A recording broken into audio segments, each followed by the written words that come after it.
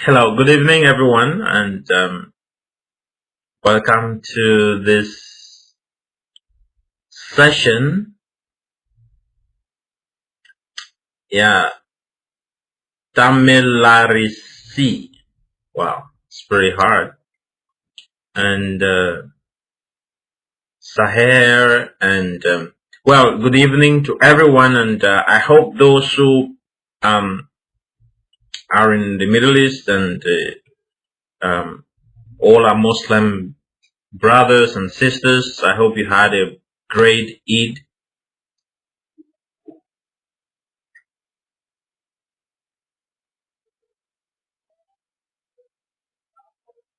Yeah, Pio is there as well. Yeah, Pio. Hope you're doing good.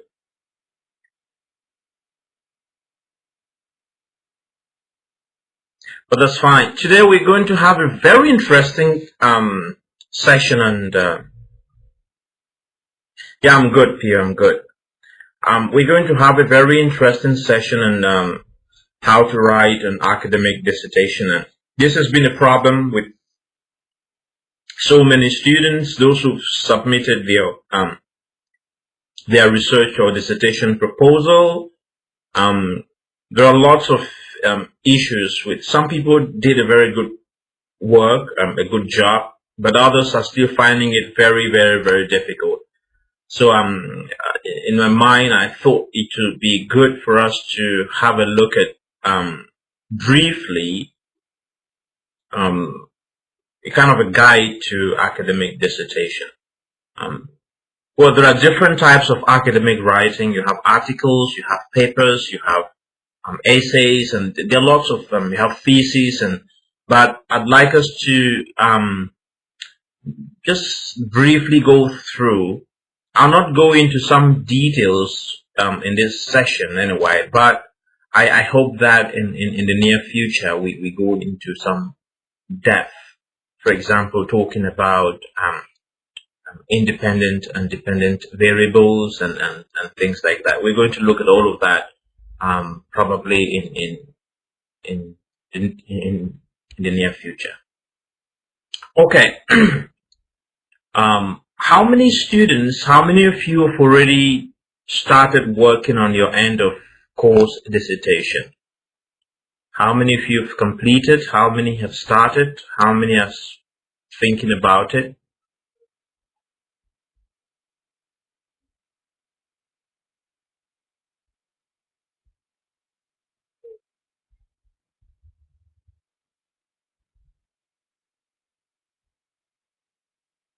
Okay, PO, not yet.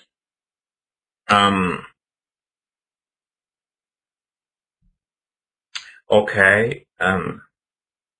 Surajit, not yet as well. And I also suppose that many of the students have not yet started, and but it is mandatory that every student submits an end of course dissertation project work, as it's usually called. But again, let's take a look at it. So, what is a dissertation? Well, that depends on different departments. They give it different names. So, a dissertation could be. Let me take away my video so we can concentrate on. That's good. There you go. Now, a dissertation can be an extended lab work or a field report and a conclusion. It could be an extended study. Maybe you go into some depth into something. It could be an analysis of a case study. It could be a project work from a company placement.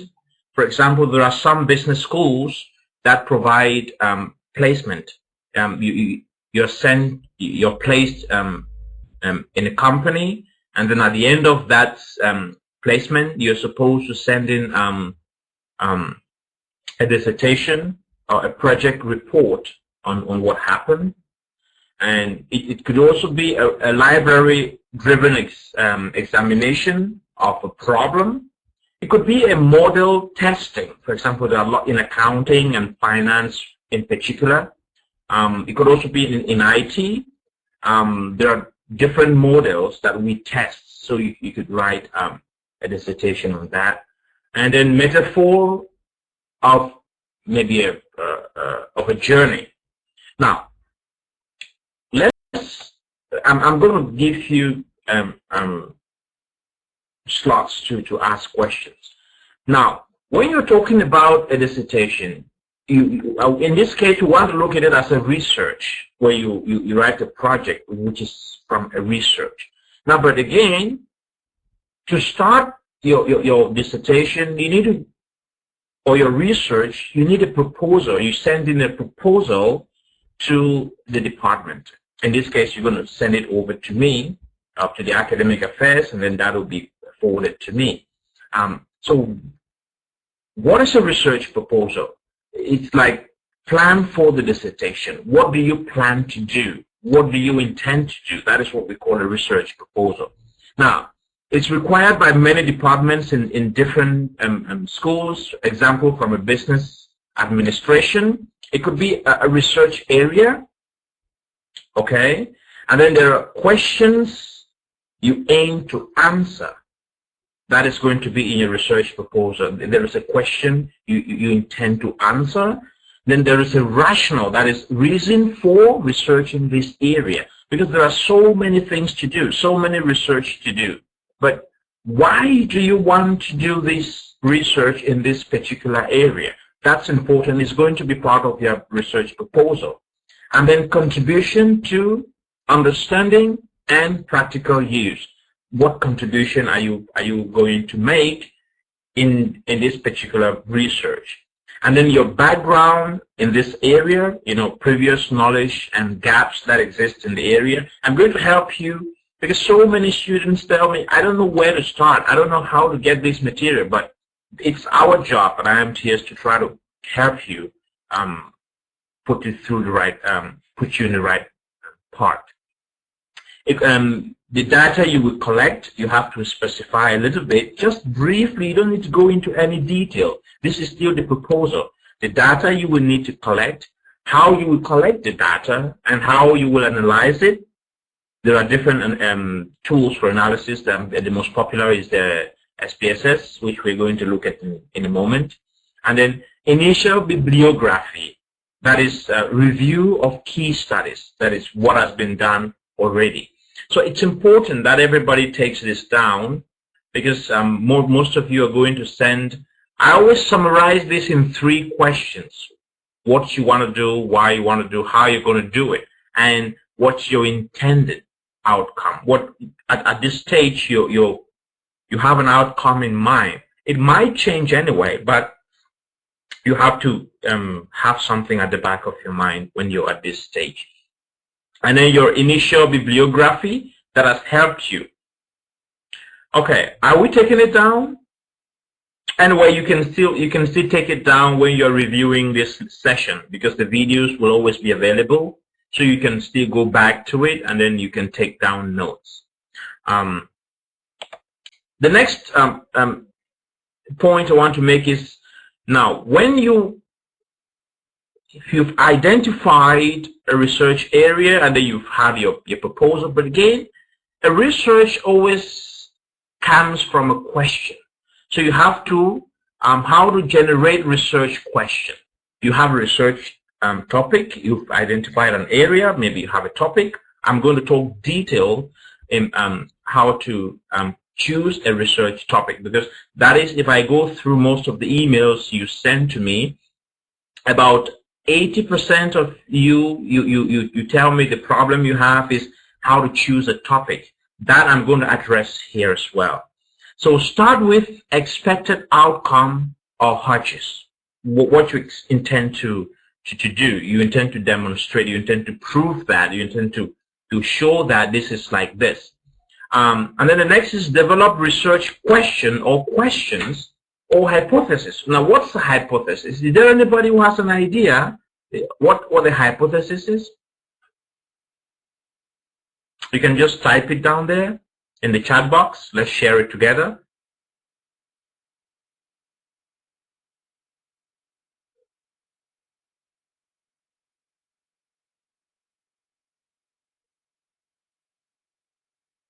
Any idea what a research hypothesis is? A research question or a research hypothesis? Any idea? Anyway, we're going to look at that as well. A hypothesis, a tentative kind of solution. We're going to look at that probably in the next slide. And then the research question, for example, well-specified critical question rather than description, describing, what aspect you want to find out in your answer.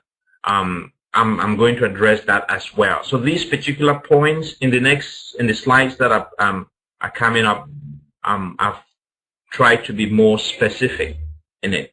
And then the two stages. What am I interested in? Now, so many people tell me, Mr. Jude, tell me what to do. I don't know what to do. It's difficult for me or for any guide or any faculty to tell you what to do, because what the faculty has in mind is definitely not what you have in mind. So if you're asking for assistance from a faculty and asking them to tell you what to do, that's something very difficult to resolve. Rather, what are you interested in? Look at what you're interested in. What questions can I make about this topic that you're interested in that could lead to an investigation? Maybe you're interested in politics. Maybe you're interested in human resource management. Maybe you're interested in there are lots of these things which we're going to look at as example. PO says my topic is role of ethics in customer service, especially in insurance industry in UAE. Okay, PO, we're going to look at that in detail as we are moving on. This session is going to help you to kind of appreciate exactly what your topic is. Now, the next thing we need to generating a research question. How do you generate a research question? That is a big problem for so many people, so many students. Now, what a hypothesis? Now, this is a hypothesis according to Vermeer and Baer. Their book they wrote in 1981, and in Bell also talked about it in 1993. Now, they say a hypothesis is a tentative proposition which is subject to verification through subsequent verification. Well, it's a tentative solution to a problem that has to be verified. It's a kind of a guide to the research depicting and describing the method to be followed in the study, in studying the problem. I'm going to give a very, very clear, simple example. For example, in many cases, hypotheses are hunches that the researcher has about the existence between the variables, whether they are independent variables or they are dependent variables. Now, let's take the example of human trafficking. Let's say we want to research on the causes of human trafficking. So why is human trafficking still existing today? Now, can somebody give us a hypothesis? Again, a hypothesis is a claim. It's a tentative solution. It's a proposition, but again, it has to be verified. Now, let's say that the question of our research is why human trafficking still exists today. Now, can somebody tell us what a possible hypothesis to this question could be?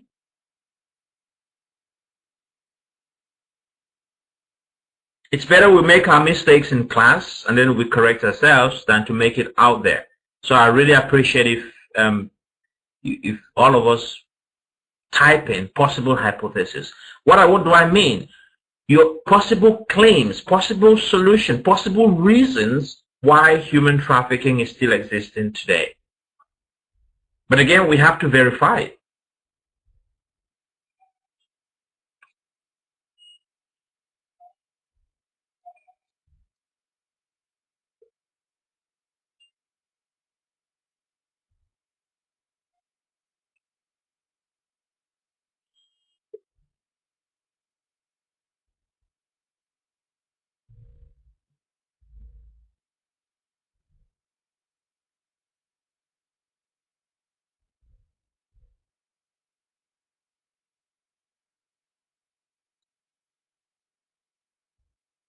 Okay, Francis says because of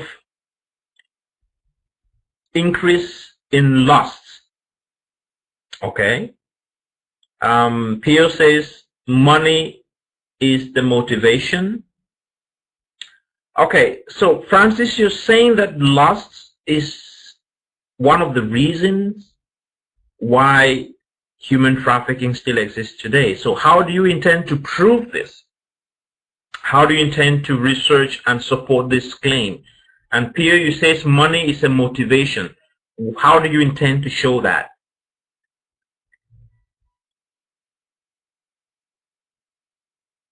And then Prabha says, because no strict rules. Excuse me, okay?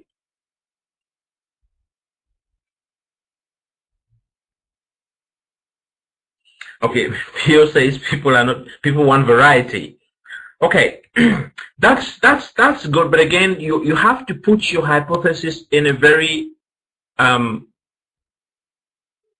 convincing way. Of course, that's what you claim. For example, my claim is, in most developing countries, human trafficking still exists because of poverty. Now, I have to be able to prove that poverty is one of the reasons why human trafficking is still existing. And I have to collect data. I have to meet people who are victims of human trafficking, and then see whether these people are going to confirm that human trafficking, that poverty led them into this situation. And then at the end of it, I'll be able to draw a conclusion. Okay, that's just an example. The next framework of study. So your hypothesis is going to give you a framework. It guides your study, gives you a direction. Now you realize from my hypothesis, I'm claiming that poverty is one of the reasons why human trafficking is existing today. Now my research will be directed towards this area alone, poverty. So now my hypothesis gives me a framework on which I can base my research. There are so many reasons, of course. I'm not saying poverty is the only reason for human trafficking. There are so many reasons, but I cannot research all these reasons. It's going to be very complex and difficult. So what I do, I come up with a hypothesis that's going to serve as a frame. It's going to direct my study. For example, we can still modify our questions as we develop our research. The initial questions can still change. So let's not get confused or feel uncomfortable when you realize that you've collected data and things like that, and then some modification needs to be made. That is still very possible. So you can do that. The next point we should talk about is deciding on research method. What kind of method will you use in your research? What data will you collect? Is it going to be primary data? Is it going to be secondary data? Can anybody tell us the difference between primary data and secondary data?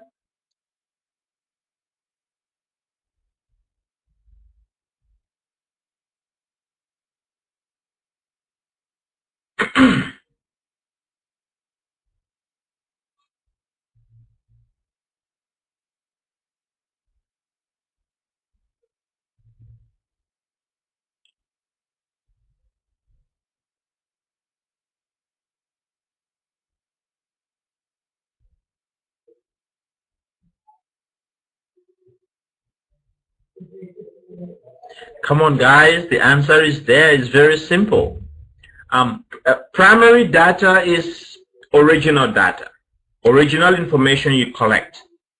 It could be from a survey, it could be from questionnaire, it could be from, you go out there and then you collect new, fresh data. That is your primary data. Then the secondary data, this is existing information, data that other people have collected from sources, books and papers and whatever source, not done by you, by someone else. You just use it in your research. That becomes a secondary data.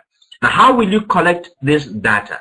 If your research is going to need primary data, how will you collect it? There are different ways to collect it. Is it going to be through interviews, questionnaires, case study? There are so many different ways to collect primary data. And then lab or field work. Is it going to be in a laboratory? What kind of research do you want to do? What kind of method? Is it going to be a laboratory research, or it's going to be a field work? That is, you go outside, not in closed. You go outside, you meet people in the field, you go to companies, you visit people in different places. Is it that kind of research you're going to do? Now you see that your hypothesis will guide you on what kind of research to do. If your hypothesis tells you that you're going to work in the laboratory, then you're definitely going to work in a laboratory. But if it tells you that you're going to need information from the field, go out there and meet people, then you definitely have to do a field work. Now, writing codes and, trailing software, designing a model or hardware, that again is going to be determined by your hypothesis.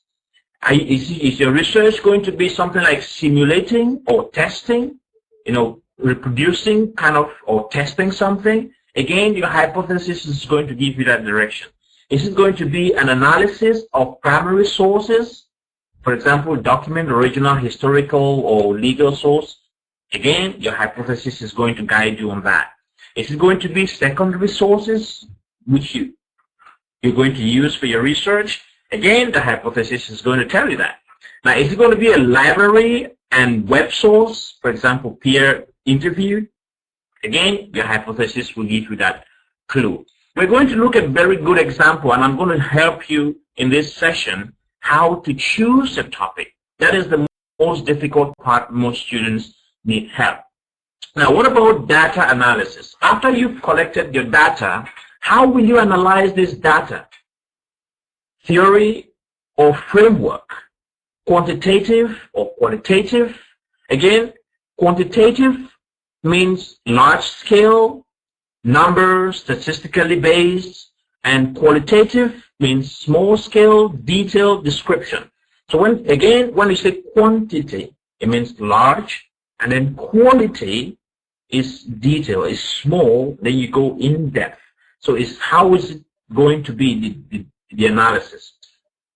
Is it going to be a qualitative analysis, or is it going to be a quantitative analysis?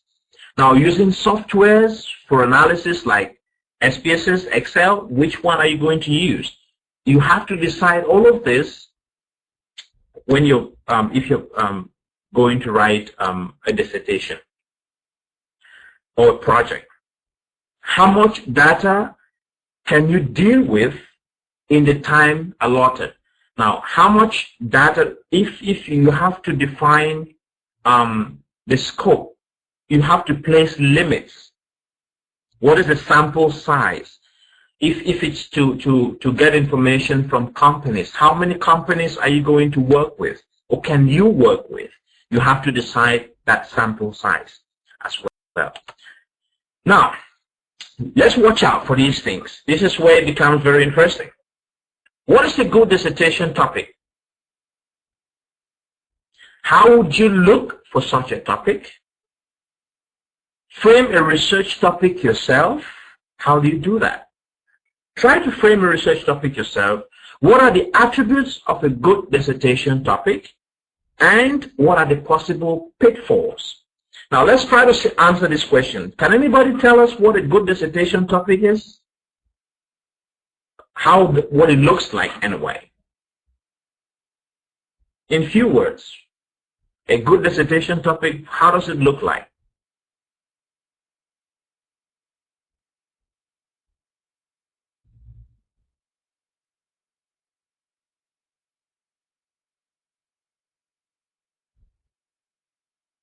Pio says something which you're directly related to. Okay. Anyone else with another idea?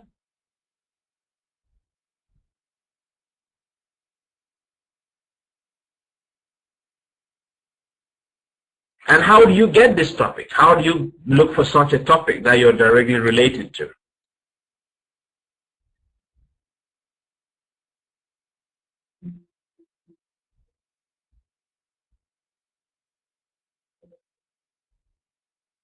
and where you feel there is room for improvement. Okay?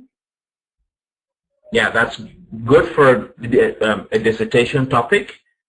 But again, how do you get this topic? That is another area of so many students find it difficult. How do I get a topic for my dissertation? What guide should I use? Okay, let's try to answer all these questions. The first question, why do you need a dissertation topic? You know, most university students need to complete a dissertation. This is very common in so many universities around the world, and even IMTS, the universities we offer, they also need students to complete a dissertation at the end of whatever is a bachelor's or master's levels. At the end of the course, you're expected to submit a dissertation. Now, a successful dissertation can mean the difference between a diploma and a degree. Now, even the nature of the dissertation can be able to tell whether it's a master's, a graduate, or a postgraduate degree or a diploma. Now, an academic dissertation needs to start with a relevant topic. Again, I'm going to underline relevant topic. Relevant topic, and how do you get a relevant topic? That is the question. Okay. Now, what is a good dissertation topic? A good dissertation topic needs to be academically relevant. What does this mean? A good dissertation topic needs to be academically relevant. Again, academically relevant dissertation topic, your topic should be worthy of academic research. That is point number one. Not been done before. Now, this is where I have a problem with so many students, because they're going to copy something someone else has done and send it to me. Your dissertation topic should be unique. It's something that has not been done before. It's the first time you're doing it, and should make a valid contribution to existing body of knowledge. That is, it should contribute something new to what is existing already in that particular area. So this is the first point you need to note, a relevant dissertation topic. So these are the criteria, these are the ingredients. So anytime you come up with a topic, ask yourself this question: is the topic worthy of academic research? Has it been done by someone else? If it has been done by someone else, you better throw it, or you look at it from a different angle. Maybe it's going to be a comparative study of what other people have done. But again, at the end of the day, something new is going to come out. So it should make a valid contribution to existing body of knowledge. I have a question. Okay, Pio says, all the subjects are done by somebody at some point. Well, that looks like true, but it's not true. If your topic, if your research, again, I'm going to try to be down to, you know, bachelor's and master's level. It might have been done by someone else from a different perspective. If it is the same, then there is no need. What new are you contributing? There is nothing new you're contributing. And if you're moving up to probably a DBA or a PhD, then it becomes very, very rigorous. We're going to take a look at that as we move on. So your topic should be different. Now, in a nutshell, now this is your research, and this is existing body of knowledge. So your research must be valid to add something to existing body of knowledge, and the existing body of knowledge should contribute to your research. So this is how it flows. So your topic needs to have root in the existing literature. What is existing already? while contributing to the existing body of knowledge at the same time. Is that confusing? I'm going to help you how to do that. Now, how should you look for such a topic that should fulfill the three criteria? Can anybody remember the three criteria? I just mentioned three things that makes a good dissertation topic. Can anybody remember them?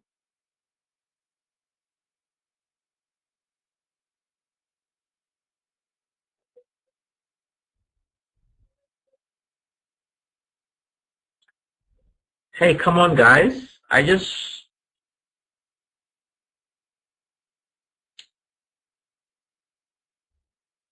Okay, Prabha says academically worthy, that is worthy of academic research. That is the first one.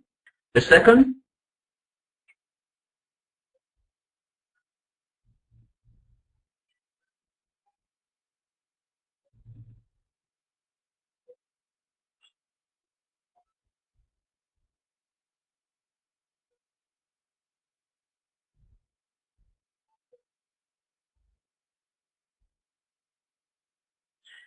Not done before. That is good, Prabha. Come on, you're getting Prabha. There are lots of others, 19 other students. Not done before by anyone else. That's true. And the last one?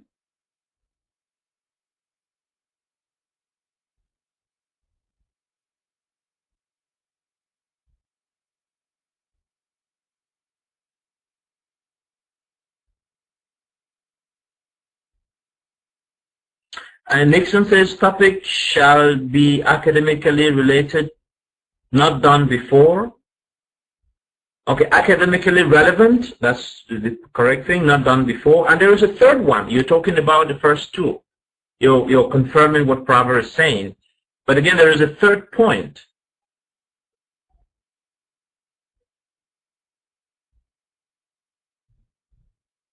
Hey, come on, guys. We just talked about it just a few seconds ago.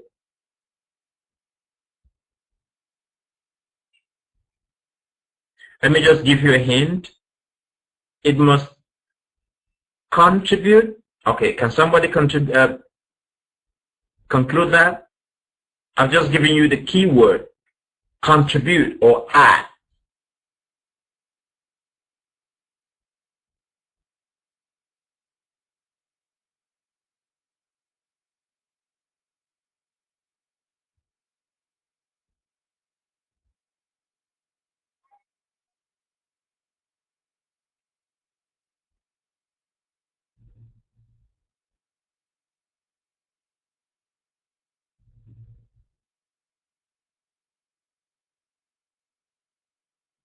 Nixon says contribute to society or innovation. Prabha says no. Theo says contribute to existing body. Existing body of what?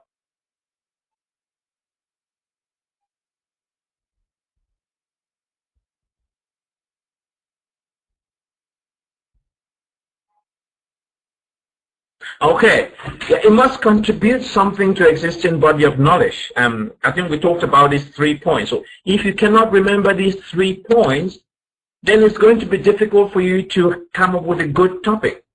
Nixon says contribute to existing knowledge. That's good, perfect. So these 3 points, please, you have to do everything. Even if you have to forget everything we're going to talk about today, try not to forget these 3 points, because that is what is going to guide you to be able to know whether your topic is good. Okay, now how should you look for such a topic? The first is identify your interest area. Now this is going to answer the question to all of you who used to ask me, Mr. Jude, what kind of topic should I choose and stuff like that. Now just go back to yourself. What are you interested in? What are your interests? What are your specialization? You specialize probably in something because you're interested in that thing. Now, you narrow your search. You cannot do a research on something that is vague. You have to narrow your search. And then the third step is you have to read. There is no research without reading. You have to read and read and read again. So these are the 3 steps. So let's move on. Now, the first step is identify your interest area. For example, which subject do you like? Most of you have your area of specialization, isn't it? So that is, for example, service marketing for somebody. Now, if your area of interest is service marketing, now again, a sector that you have worked in or are interested in. If your specialization is in service marketing, and then you have some experience working in the banking sector, can everybody see the flow? Again, an industry where data collection is easy. For example, IT industry, because maybe someone you know works in it. Now you see, you can relate these 3 things. The first is, what is your area of interest? Service marketing. Now, service marketing applies in so many different areas. Again, you have some experience working in the banking sector. So there is service in the banking sector. Now, again, you can also look at IT industry, for example. Even in the banks, if you have people who work in different banks, that's going to be easy. I'm just using IT as an example. If you have people who work in the banking sector, you can contact, and it's going to be easy for you to collect data. Then choose a topic that is easy for you to complete. Because many people choose a topic, but at the end of the day, they're unable to collect data, they're unable to do anything because it becomes very difficult. Now, what is the next step?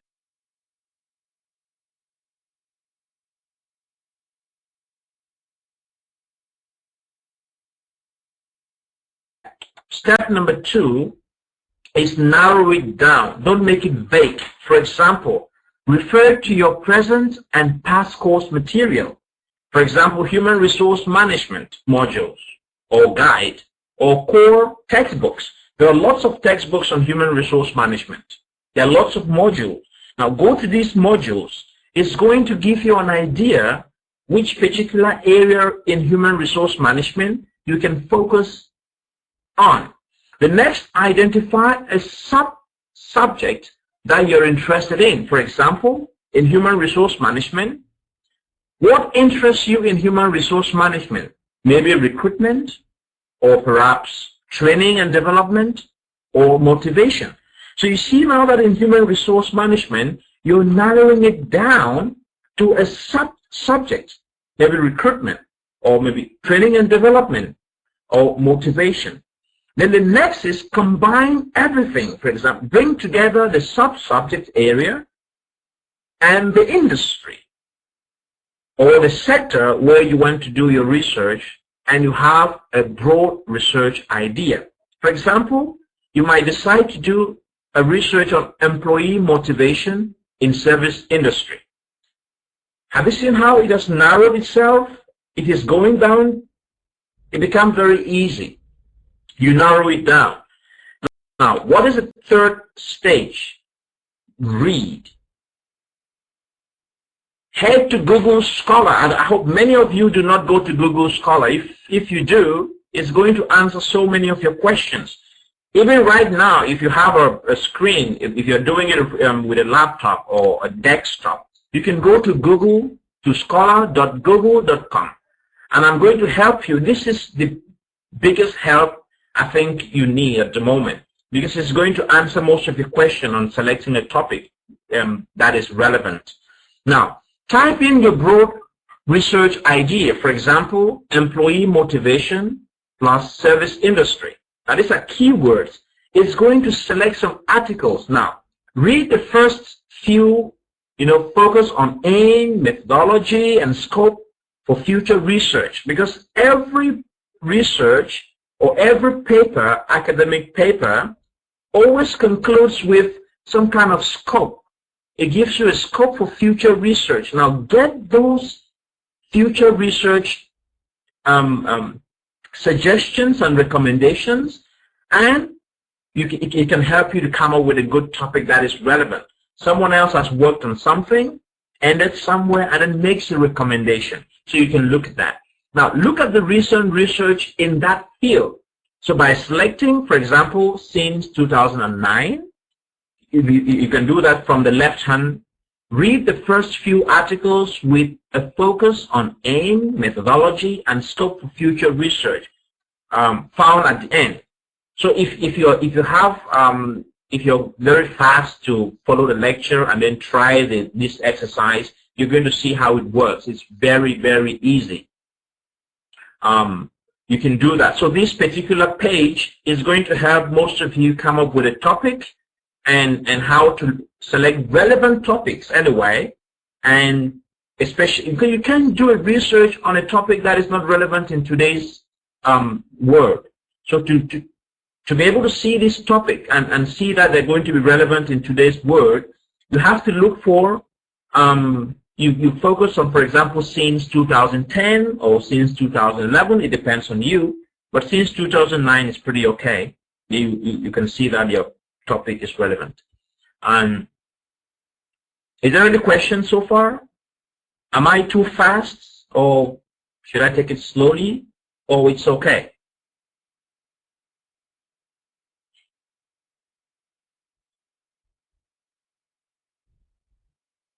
Okay, that's fine.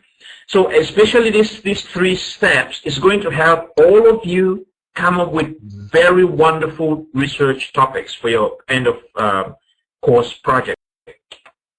Now let's look at, did you find a research topic yet? Now if you do these 3 steps, okay, and you go to the scholar.google.com, and then it's still difficult for you to come up with a topic, you can continue to read. If your answer is no, you continue to read.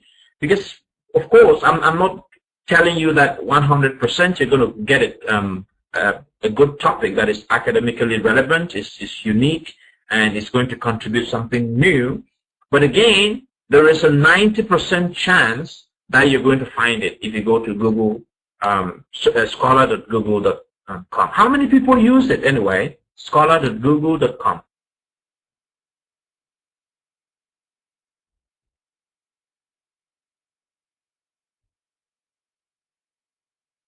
Yeah, PO never tried. It's very honest. I'm going to write that. Okay. Okay, most of us have never tried it. So this is, you see, the solution to most of the problems we're facing is right with us. Oh, it is the first time you heard about it, Nixon. But that's good. It means the class has given you something new, isn't it? I like that. Okay, so you continue to read. Okay, frame a research topic yourself. You can also do that. You can frame a research topic yourself. Again, look, remember the 3 tools we talked about. The 3 tools we talked about is going to help you to frame a research topic yourself. But how do you do that? Frame a broad idea. For example, I want to study service quality in hotels, in hotel industry. That's very broad idea. But again, we said you have to narrow it down. How do you do that? Determine the scope of research. I want to study, luxury hotels in Dubai, UAE. That's an example. Again, you've narrowed it down from the broad, hotel industry to only luxury hotels, and again, in a particular city in the world. So it's easy for you to visit these luxury hotels, collect your data. It's very good. Now, identify the relevant issue. Now, think what could be relevant issues for a hotel. Maybe it could be customer satisfaction. It could be customer loyalty. It could be repurchase intention. Okay, Nixon says he wants to take a topic, overseas recruitment problems. Well, overseas recruitment problem, that is very broad. You see, you're at the first stage, Nixon. That's a broad area. It's very broad. It's a broad idea. Again, you follow the steps, you narrow it down, it's going to give you something great. I like that. Now, the next point is frame a broad research topic. For example, impact of good service on loyalty. Wow, that's something, it's a little bit broad, but again, it gives you a direction. Once you reach this stage, you will need to read further. Now you start consulting existing literature. Go through them and then identifying the relevant issues and framing a broad research topic can be made easy by reading relevant journals and articles. So you can get these relevant journals and articles if you go to scholars.google.com. You're going to see lots and lots of articles to go through, which is going to help you. Now, attributes of a good research topic. Now, this is another issue, and Nixon, you're going to benefit something here. There are 5 articles of a good research topic. The first is feasibility. It should be feasible. What does it mean, feasible? We're going to talk about it. It should be relevant. It should be academically rigorous. It should be viable, and it should be contemporary. Now, this is very important, and I really advise everybody to take down notes. At the end of the session, you can replay the video and take down notes. It's important. Now, let's go through each of these points. What does it mean to be feasible? Is your research doable, or is it something that is not logical?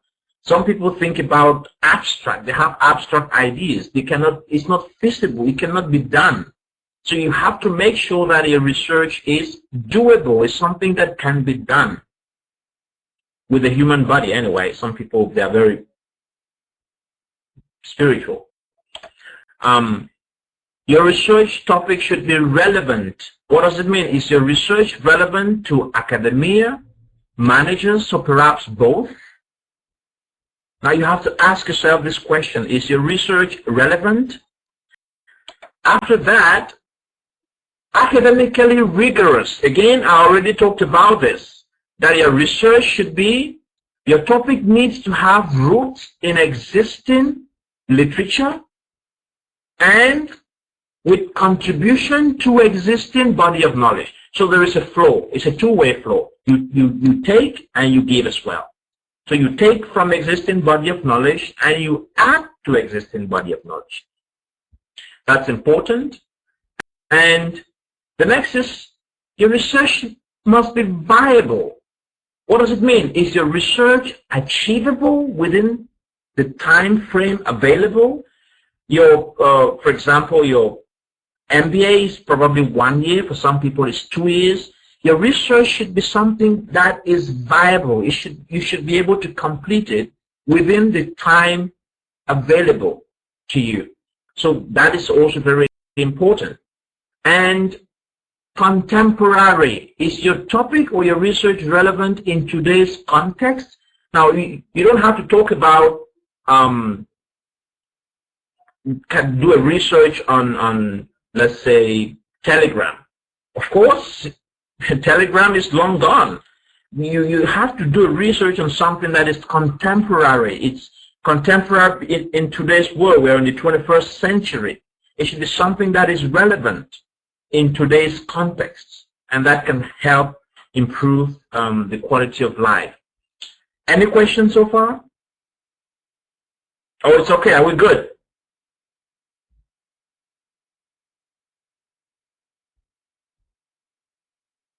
Oh, okay, that's good. I'm happy to hear that. Okay, so avoid the pitfalls. So what are the pitfalls? Don't commit yourself.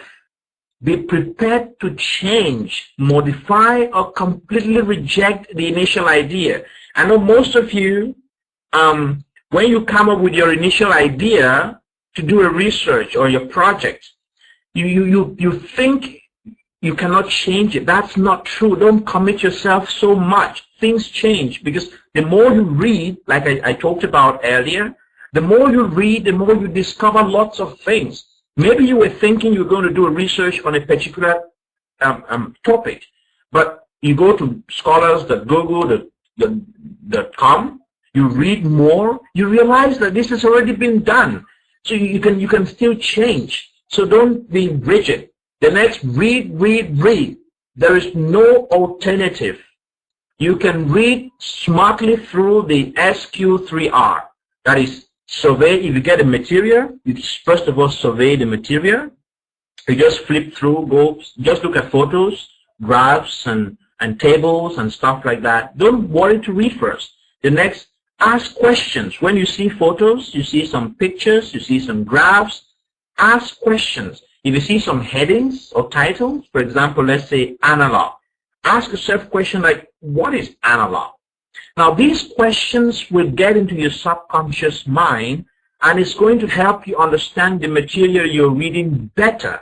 Because as you're reading, the questions you asked yourself before you started reading, your subconscious mind begins to look for answers to those questions.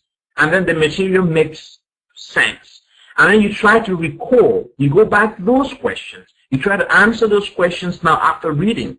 And then you review the material. It's very important. So this is the SQ3R method of reading. It's important if you want to write, if you have to write a project or if you have to do a research.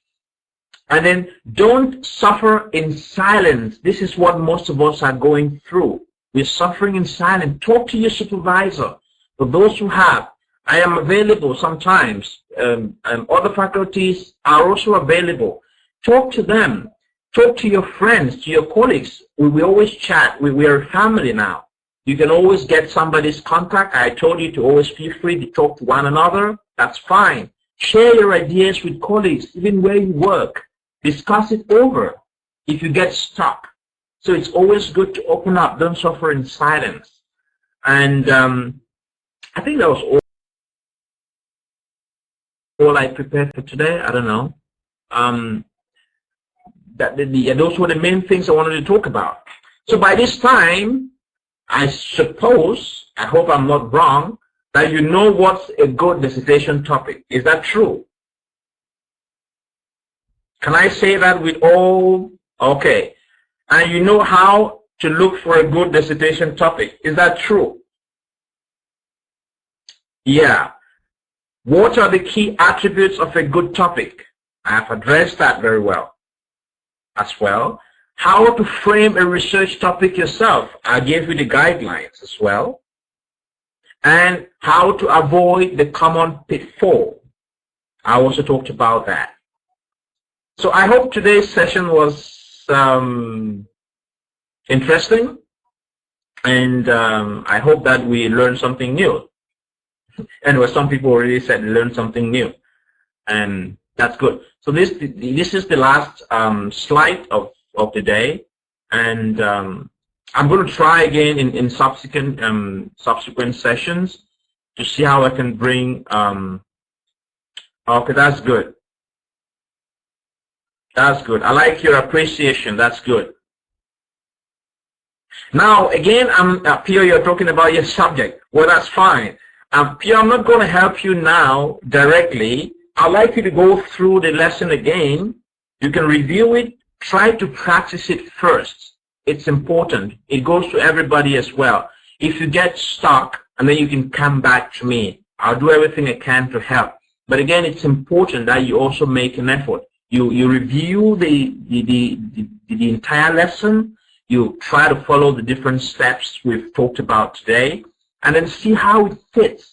You try it over and over. Try it repeatedly. Discuss it with friends, with colleagues, and it's important. And then if you get stuck still, then you can send me an email. Everybody has my email address, I think.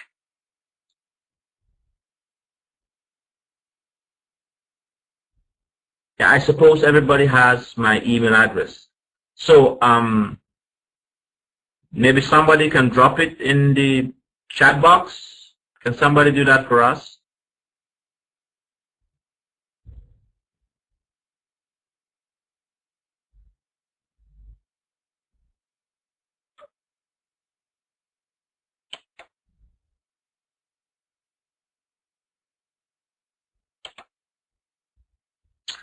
Okay, that's Jude at imts.com.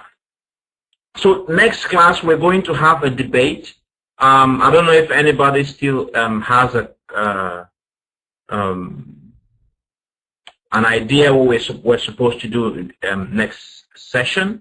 In the class link, I think I mentioned it. We're going to have a debate, and the topic of the debate will be most women would take maternity leave at some point in their work life. How long do you think this leave should last? Give justification to your answer. That's the debate of next session, because this is a problem. Most of you are managers. Most of you are going to become managers, and this issue of leave, of maternity leave, is a big problem. So I'd like us to look at it carefully in our next session.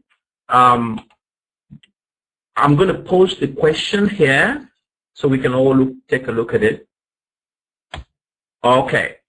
So most women would take maternity leave at some point in their work life. How long do you think that this leave should be? And you should give justifications to your answers. We'll take a look at that in the next session. It's going to help us as managers, because most managers, some are more humane than others, and some are more practical than others. But again, we're trying to look at the best way and to be able to look at the reality. I really encourage everybody to do your own research, come up with facts. You can come up with medical facts. You can come up with whatever material you think is useful for the session. We're going to share it together. So it's going to help those who are managers and those who are going to be managers and in the future to be able to handle this particular issue very professionally. So thank you guys. If there is any question. Yeah, today is Wednesday. The next class will be on Saturday. The next class is on Saturday.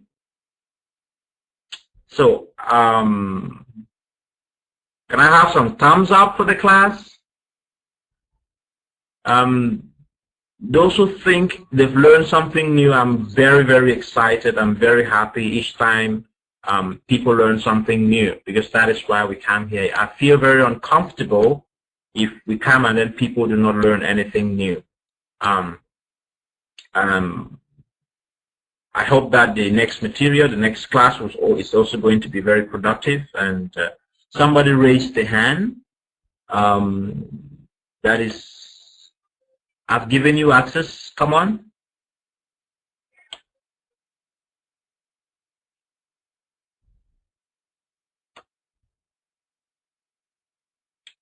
Yeah, I've acknowledged your Anaporia. Come on.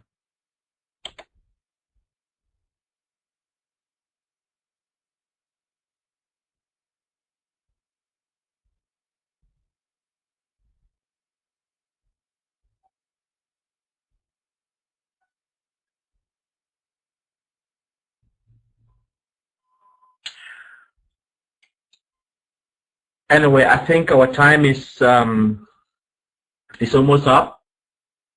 It's taken a long time to load.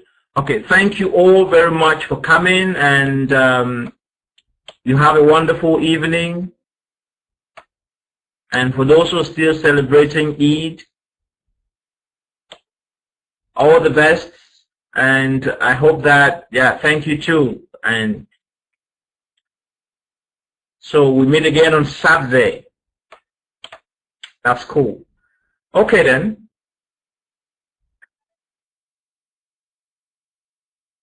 That's good.